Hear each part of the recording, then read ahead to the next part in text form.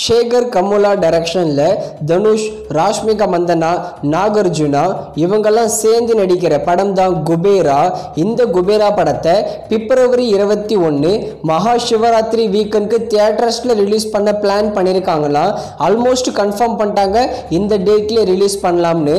இந்த படத்தை pan Indian படமா தியேட்டர்ஸ்ல ரிலீஸ் பண்ண போறாங்க. அடுத்ததா வா வாத்தியார். இந்த படத்தை நலன் குமாரசாமி டைரக்ஷன் பண்றாரு. கார்த்தி, கீர்த்தி ஷெட்டி, சத்யராஜ் இந்த படத்துல சேர்ந்து நடிச்சிருக்காங்க. இந்த படம் செம வைபா இருக்க போகுது. இந்த வா வாத்தியார் படத்தை ஜனவரி 24 குடியரசு தினம் வீக்கெண்டுக்கு இந்த படத்தை தியேட்டர்ஸ்ல ரிலீஸ் பண்ண பிளான் பண்ணியிருக்காங்க. அடுத்ததா சார். இந்த படத்துல விமல் தான் லீடா நடிச்சிருக்காரு. இந்த படத்தை ரீசெண்டா தியேட்டர்ஸ்ல ரிலீஸ் பண்ணியிருக்காங்க. படம் பார்க்குற மாதிரி தான் இருக்கும். ஆனா இந்த படம் எதிர்பார்த்த அளவுக்கு போகல. இந்த சார் படத்தோட டிஜிட்டல் ரைட்ஸை அமேசான் பிரைம் தான் வாங்கியிருக்காங்க.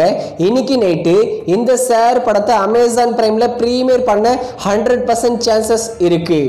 அடுத்ததா முஃபாசா. இது ஒரு தமிழ் டப்பிங் மூவி. இந்தியன் சினிமாவில் டிசம்பர் 20 எல்லா லாங்குவேஜிலும் ரிலீஸ் ஆக போற படம். முஃபாசா படத்தோட தமிழ் டப்பிங் ட்ரெய்லர் வந்திருக்கு. இதுல முஃபாசா இதோட வாய்ஸ் ஓவரை நம்ம தமிழ்ல அர்ஜுன் தாஸ் தான் கொடுத்திருக்காரு.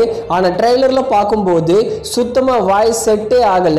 படத்துல எப்படி இருக்க போதுன்னு வெயிட் பண்ணி பார்க்கலாம். அடுத்ததா காதலிக்க நேரமில்லை. கிருத்திகா உதயநிதி ஸ்டாலின் டைரக்ஷன்ல ஜெயம் ரவி மற்றும் நித்யா மேனன் சேர்ந்து நடிக்கிற படம்.